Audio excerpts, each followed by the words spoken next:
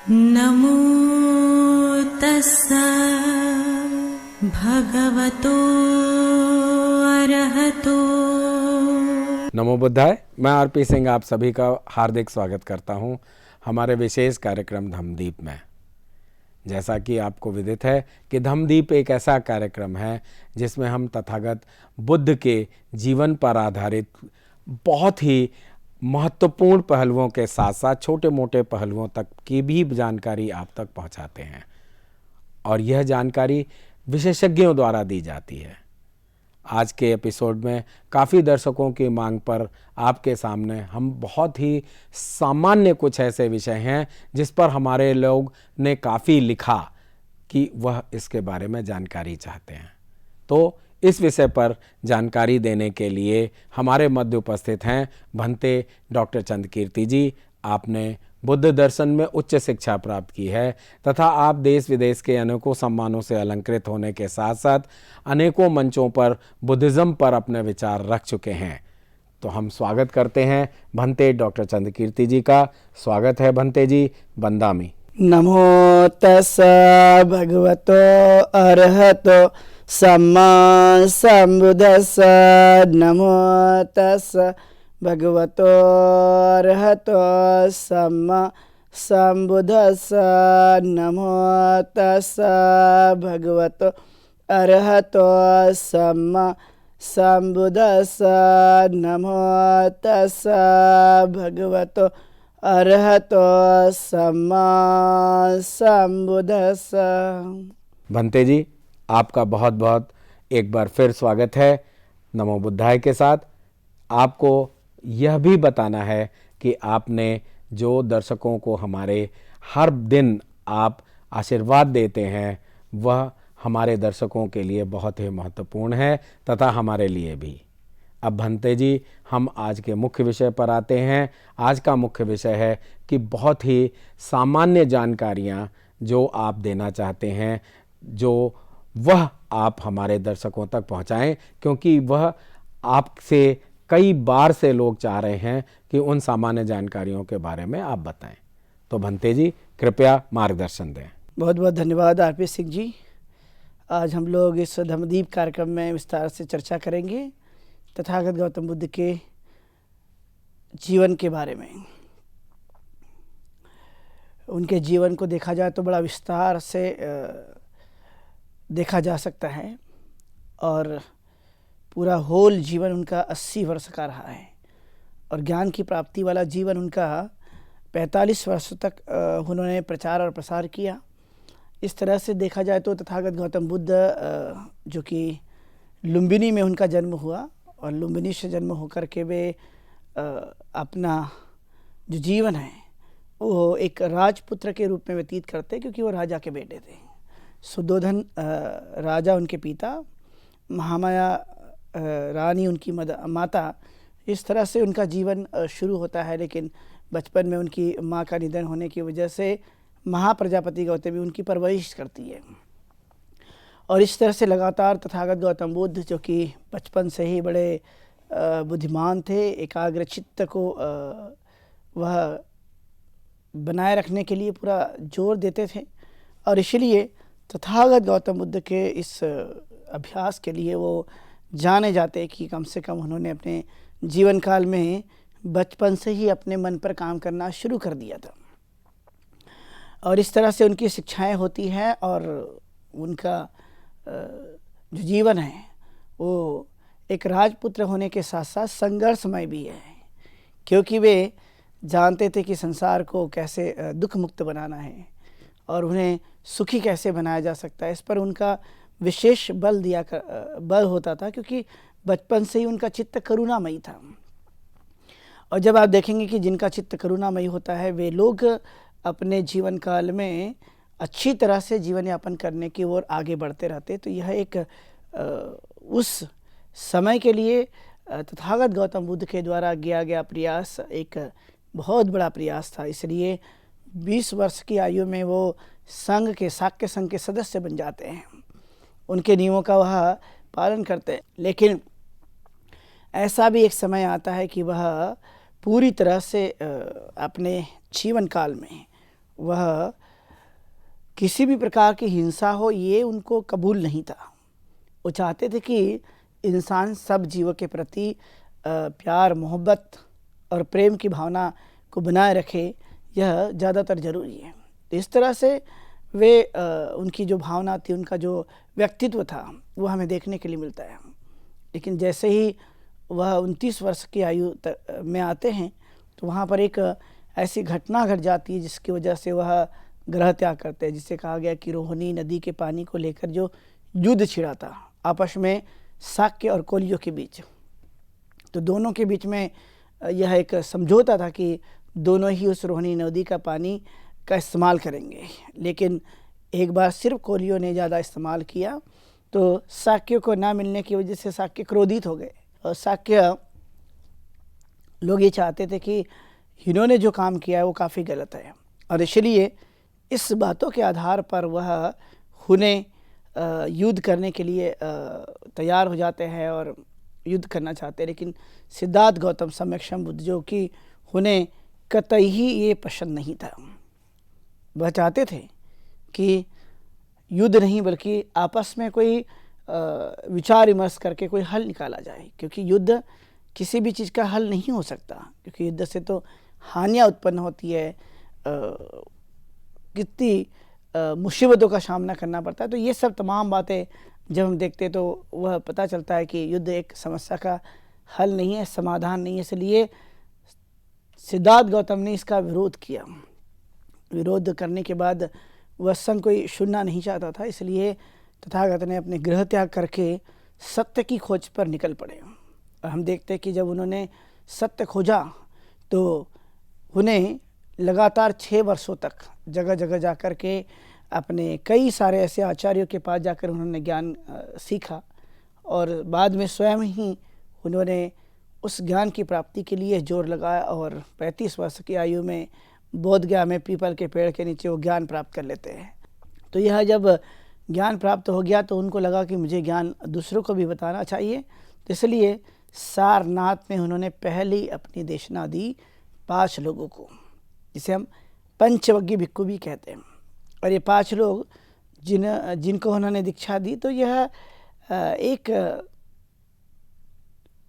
पहली बार ऐसा हुआ कि उन्होंने अपना खोजा हुआ ज्ञान उन्हें बताया, जिसे हम धम्म चक्र प्रवर्तन के नाम से जानते हैं। इस तरह से लगातार उन्होंने धम्म का प्रचार प्रसार करते हुए संघ का निर्माण किया, जिसे हम भिक्खु संघ कहते हैं। दूसरा, बाद में महिलाओं का सम्मान हेतु, महिलाओं को समान अवसर प्रदान करने के लिए उन्होंने भिक्खुनी संघ की स्थापना की। तो यह एक आदर्श संघ के रूप में यह कार्य करने लगा, क्योंकि वह भी समाज में जो दुख है उस दुखों को दूर करने का यह कहीं ना कहीं उपाय बताया करते थे। इसलिए वे लगातार अपने विचरण करते हुए, पद यात्रा करते हुए वो लोगों तक पहुंचा करते थे, और लोगों को उपदेश दिया करते थे कि आप लोग कैसे दुख मुक्त हो सकते हैं, शांति से कैसे जीवन यापन किया जा सकता है। इसके लिए वो पूरी तरह से अपने विचार को बताने का, अपने विचारों को लोगों तक पहुंचाने का काम बड़ी बखूबी से किया करते थे। इसलिए उस काल में, तथागत गौतम बुद्ध के काल में जब हम देखते हैं तो यह परंपरा जो बड़ी ही विकसित हो रही थी, और उसी का नतीजा था कि एक आदर्श समाज भी उस काल में बन पाया था। लोग बड़े अच्छी तरह से जीवन यापन करते थे। तो उन्होंने इस धम्म को सिर्फ भिक्खु और भिक्खुनी तक सीमित नहीं रखा, वह इसे हर एक व्यक्ति के पास पहुंचाना चाहते थे। इसलिए उन्होंने उपासक और उपासिका भी बनाए। उनको लगता था कि उपासक और उपासिका बनकर भी हम अच्छा जीवन जी सकते हैं। तो वह तथागत गौतम बुद्ध उन्हें भी उपदेश दिया करते थे, उन्हें भी बताया करते थे। तो इस तरह से बड़ी संख्या में जो लोग हैं वो तथागत गौतम बुद्ध से प्रभावित हुआ करते थे। राजा बिंबिसार है, जो एक राजा होते हुए भी तथागत गौतम बुद्ध के पास आकर के उन्हें अभिवादन करके उनसे मार्गदर्शन लिया करते थे। वो समझते थे कि इनके पास सभी प्रकार का ज्ञान है, तो वो ज्ञान भी लिया जाना चाहिए। और राजा बिंबिसार, जो कि राजगृह में उनका अपना राज्य था, उसी जगह वह अपना वेणुवन तथागत गौतम बुद्ध को दान करते हैं।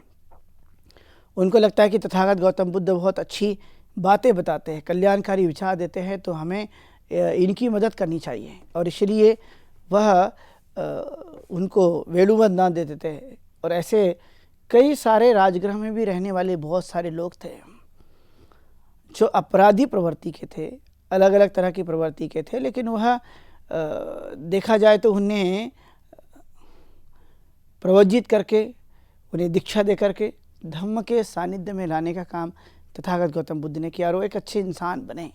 यह बड़ी ही बात हमें देखने के लिए मिलती है। इसलिए तथागत गौतम बुद्ध के इस कार्यों को देखते हुए उन्हें लगता था कि राजगृह से बहुत ज़्यादा दूर नहीं है वेलुवन, और नहीं समीप है, यह बहुत नज़दीक है। तो इस तरह से उन्हें वेलुवन दान दे करके एक बड़ा काम किया, और तथागत गौतम बुद्ध वहाँ ठहरा करते थे। इसी तरह से ये कारवां रुका नहीं, ये सतत गति के साथ चलते रहा। तो हम देखते हैं कि जब तथागत गौतम बुद्ध ने अनाथ पिंडक को देखा और अनाथ पिंडक ने तथागत गौतम बुद्ध से भेंट की, तो तथागत गौतम बुद्ध को बड़ा आश्चर्यचकित हुआ कि ये बड़ा श्रद्धावान व्यक्ति है। अश्रद्धावान वह व्यक्ति ने जब मुलाकात करने के बाद जब अपने वो घर लौट रहे थे, तो देखा कि रास्ते में एक बड़ी अच्छी सुंदर ज़मीन जो कि जेत कुमार की है, वहाँ के वो राजा थे श्रावस्ती के, अनाथ पिंडक भी श्रावस्ती का रहने वाला था, और वहाँ पर उन्होंने सुंदर सा विहार बनाया जिसे हम अनाथ पिंडक जेतवनाराम के नाम से जानते हैं, जो कि अनाथ पिंडक ने उन्हें तथागत और संघ को दान दे दिया था। उसी जगह आप देखेंगे कि एक खुखार डाकू जिसे अंगोली माल कहा जाता है, वो भी श्रावस्ती के जंगल में रहता था। उसने 999 हत्या कर चुके थे, न जाने कितने लोगों को उन्होंने मौत के घाट उतार दिया। तथागत गौतम बुद्ध को पता हुआ, तो तथागत गौतम बुद्ध उस ओर जाते हैं और अनाथ पिंडक को उन्हें समझाते, हृदय परिवर्तित करते हैं, क्योंकि तथागत का एक ही शब्द जो कि उनके मन में बड़ा प्रभावकारी रहा कि मैं तो बदल गया हूँ, आप कब बदलोगे। तो बदलने की जो भावना है उसके मन में आती है और वो बदल जाता है, और एक अच्छा भिक्खु बनकर, अच्छा इंसान बनकर समाज में आता है। तो वह किसी का विरोध नहीं करता। लोग भय खाते हैं लेकिन वह विरोध नहीं करता। उन्हें लगता है कि ये मैंने जो मार्ग अपनाया है ये काफ़ी श्रेष्ठ है। इसलिए तथागत गौतम बुद्ध हर एक व्यक्ति के जीवन में कैसे बदलाव आए, सुधार आए, वो कैसे श्रेष्ठ बने, इसके लिए वह पूरी तरह से बल देने का काम करते थे। इसलिए अनाथ पिंडक ने जो विहार बनाया श्रावस्ती में, वो काफ़ी विशाल था, बड़ा था। ये कारवां यहाँ नहीं रुकता है, ये सतत गति के साथ चलता है। और फिर हम देखते हैं कि जीवक, जो कि उस काल का एक बहुत ही तज्ञ विशेषज्ञ डॉक्टर के रूप में हम देखते हैं उन्हें, कि वो सभी प्रकार के रोगों का इलाज करते थे। उन्होंने राजा बिंबिसार की पत्नी को बड़ा रोग होने पर उसका भी उन्होंने इलाज किया था। बहुत सारे ऐसे गांव के गृहपति थे, व्यापारी थे, उनके भी घरों में जा कर के उन्होंने इलाज किया, तो वह बड़े दुरुस्त हो गए, ठीक हो गए, क्योंकि वह अच्छे जानकार थे, इसलिए उनको रोग जल्दी से समझ में आ जाता था। और बाद में फिर देखते कि उसी राजगृह में उनका एक आम्रवन भी था। उस आम्रवन को उन्होंने तथागत गौतम बुद्ध को दान में दे दिया। उन्हें लगता था कि जो ये तथागत गौतम बुद्ध रात दिन परिश्रम करते हैं और परिश्रम करके लोगों तक वह धम्म पहुँचाते, तो कम से कम हमने भी ये धम्म लेने के लिए और उन्हें प्रचार प्रसार करने के लिए कम से कम कोई न कोई जगह होनी चाहिए। तो वह भी अपने चित्त की उस पुण्य पारमिता को बढ़ाने के लिए तथागत को वह भी आम्रवन दान कर देते हैं। उसी तरह से जो विशाखा है, जो कि श्रावस्ती की वह रहने वाली थी, मिगार उसका बाद में नाम हो गया, जिसे हम मिगार माता के नाम से भी जानते हैं, और वह तथागत गौतम बुद्ध के प्रति बड़ा ही उनका आदर हुआ करता था। उन्हें लगता था कि ये हमेशा कल्याणकारी विचार देते। जब उनकी 7 वर्ष की आयु थी तब वो तथागत गौतम बुद्ध से मिली थी, तो उनकी श्रद्धा और भी बड़ी हुई थी। उन्हें लगता था कि ये जो काम है मानव कल्याण का, यह है साधारण कार्य नहीं, यह एक उच्च किस्म का कार्य है, और इसलिए वह उन्हें कुछ न कुछ दान के रूप में देना चाहिए। इसलिए श्रावस्ती में विशाखा ने निग्रोधाराम का एक विहार बनाया, और वहाँ पे तथागत गौतम बुद्ध ने वर्षावास के वहाँ पे रहे, और वो जो विशाखा थी उनको लगता था कि नहीं, जो भिक्खु आते हैं मैं उनको चीवर दान दूंगी, उन्हें खीर दान दूंगी, उन्हें दवाइयाँ दूंगी, और वो अच्छी तरह से जीवन जी सके। इसलिए समय समय पर जो आवश्यकता की चीज़ें हैं वो मैं सब प्रदान करूंगी। यदि कोई रोगी भिक्खु है उन्हें भोजन दान दूंगी, यदि कोई रोगियों की सेवा करने वाला है उनकी भी मैं मदद करूंगी। तो इस तरह से वह बड़ी ही सुशील और सभ्य जो एक विदुषी महिला हमें विशाखा माता के रूप में देखने मिलती है। तो वह संघ के प्रति हमेशा, बुद्ध धर्म और संघ के प्रति हमेशा वह आदर के भाव को बनाती थी, इसलिए पूरी तरह से वह मदद करती थी। इसी के साथ साथ देखेंगे तो आम्रपाली, जो कि उस काल में एक गणिका थी, जिन्होंने तथागत गौतम बुद्ध को आमंत्रित करके भोजन दान दिया और उन्हें अपना वैशाली का आम्रवन भी दान स्वरूप दे दिया। तो यह एक बड़ी लंबी परंपरा उस काल में हमें देखने के लिए मिलती है। और तथागत गौतम बुद्ध उस समय में सहरसा इन सब विहारों को, जो कि धम्म के प्रचार प्रसार के केंद्र थे, उन सबको वह दान में लेकर वहाँ पर विश्राम करके, वहाँ पर निवास करके धम्म का प्रचार प्रसार करने का काम वो बड़े पैमाने पर किया करते थे। इसलिए यह एक परंपरा जो कि प्राचीन काल से चलते आ रही है, और इस तरह से तथागत ने न जाने कितने जगहों की यात्रा की होगी, चाहे राजगृह हो, नालंदा हो, बोधगया हो, सारनाथ हो, लुम्बिनी हो, कुशीनारा हो, तो ऐसे पावा है, कुंडग्राम, ऐसे बहुत जगह जा जा कर के उन्होंने प्रचार और प्रसार किया। उन्हें लगता था कि सही मायने में हर एक व्यक्ति वह अच्छी तरह से जीवन यापन करने वाला व्यक्ति बनना चाहिए, इसलिए वह पूरी तरह से प्रचार प्रसार करने में लगे रहते थे। और जब हम देखते हैं कि वो लगातार जब प्रचार प्रसार करते थे तो लोग भी उनको अनुसरण करते थे, और बहुत सारे लोग तो संघ में आकर के उनके सदस्य बन जाते थे। आजीवन उन्होंने शपथ ले ली कि हम धम्म का प्रचार प्रसार करने में अपना पूरा योगदान देंगे। तो यह एक उच्च किस्म का जो कार्य माना जाता है वह संघ के माध्यम से हमें देखने के लिए मिलते रहता है। तो इसी तरह से एक सतत गति के साथ बढ़ता हुआ ये कारवां, जो कि तथागत गौतम बुद्ध ने हर एक आदमी को यहाँ पर अवसर प्रदान किया। आप देखते हैं कि यहाँ पुरुष के साथ साथ महिलाओं को भी समानता प्रदान की, उन्हें किसी भी प्रकार का कोई मतभेद नहीं किया। उन्होंने भिक्खुनी संघ के साथ साथ भिक्खुनी संघ की स्थापना की। इसलिए आप जानते हैं कि महाप्रजापति गौतमी वह पहली भिक्खुनी थी जिसने 500 शाक्य महिलाओं के साथ में आकर के उन्होंने भिक्खुनी बनने का जो भाव मन में लाया था उसे वह साकार करना चाहते थे। और वह निश्चित रूप से तथागत गौतम बुद्ध की अनुमति मिल जाने के बाद वह पूरी तरह से यह समानता जिसे हम कहते हैं वो स्वाभाविक तौर पे भिक्खु भिक्खुनियों में जब वो संघ में शामिल हो गए तो हमें देखने के लिए मिलती है। तो इस तरह से एक सतत गति के साथ तथागत गौतम बुद्ध स्वयं अपने जीवन काल में इतनी मेहनत करके, परिश्रम करके, लगन से कार्य करते हुए और बहुत ही शांति के साथ हर एक आदमी को जोड़ने के लिए वह तैयार रहते थे। और इसलिए वह एक बड़ा संकल्पना बना पाए जिसे हम संघ नाम देते हैं, चाहे वह भिक्खुनी का हो, उपासक उपासिका हो। वह संघ जो कि यह प्रतिष्ठित होता है सीलों के ऊपर, प्रज्ञा के ऊपर में, वो लगातार परिश्रम करते हुए उसे इम्प्लीमेंट करता है। तो यह तथागत गौतम बुद्ध के जीवन से लिया गया काफ़ी कुछ प्रसंग जो कि उनके काफ़ी यादगार पल हैं। और जब वो धीरे धीरे जब हम देखते हैं कि इस तरह से उन्होंने 40-45 वर्ष बिता दिए मानव के कल्याण के लिए, कितने सारे लोग जो हैं उनके पास आते हैं, उनसे वार्तालाप करते हैं, उनसे प्रश्न पूछते हैं और उन्हें सभी को वह संतोषजनक उत्तर भी देने का प्रयास करते हैं।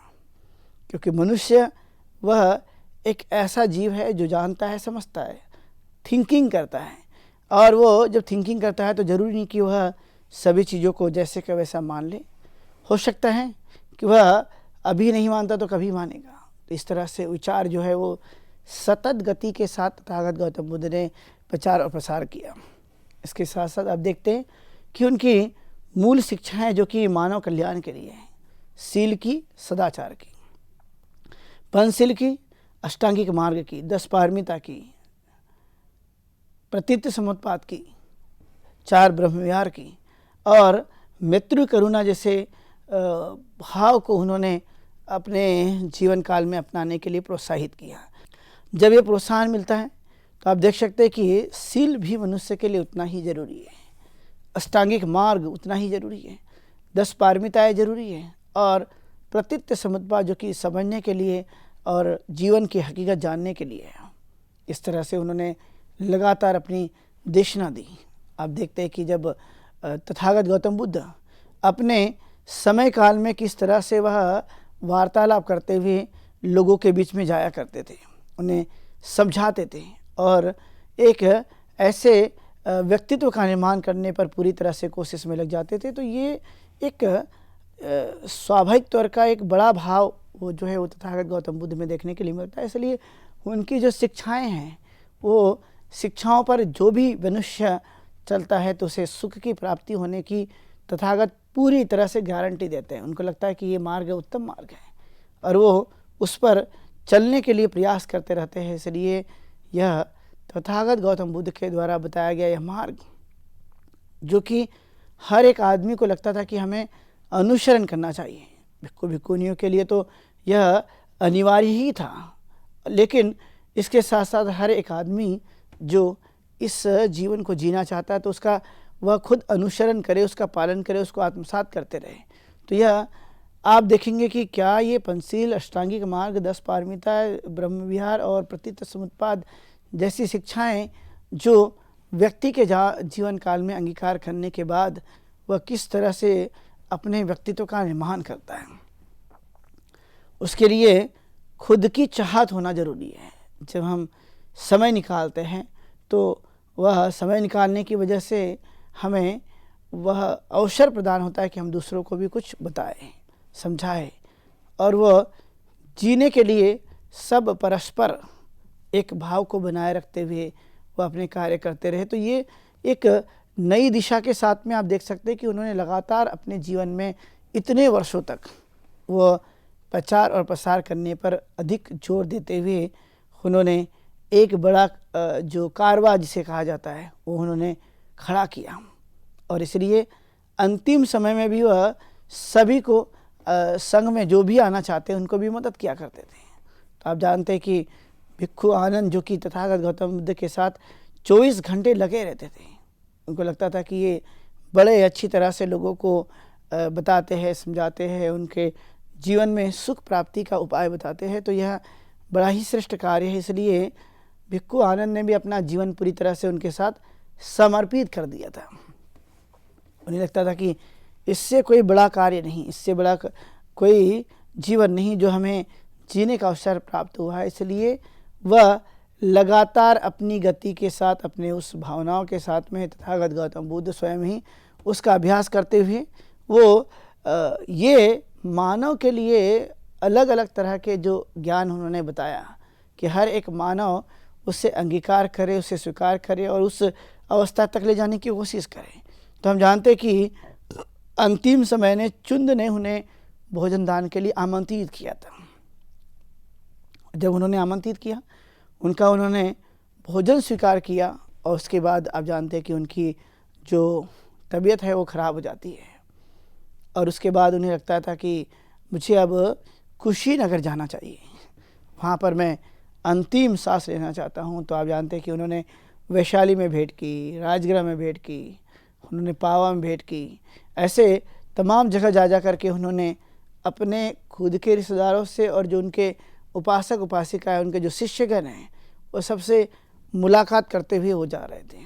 उन्हें लगता था कि अब समय नज़दीक आ गए हैं और इसलिए उसके बिना चिंता किए हुए वह हर एक आदमी को, खास करके उनके अपने नज़दीक के लोग जो जिस जगह उन्होंने जा करके धम्म प्रचार प्रसार किया, तो उन्हें विजिट करना, उन्हें भेंट देना कि ताकि मैं अब दोबारा कभी लौट पाऊँगा कि नहीं पाऊँगा। इसलिए वह अंतिम समय में भी उन तक पहुँच करके उन्हें मिलना चाहते थे। इवन शुद्धोदन से मिले, महाप्रजापति गौतमी से, यशोधरा से और उनके बेटे राहु से भी उन्होंने मुलाकात की।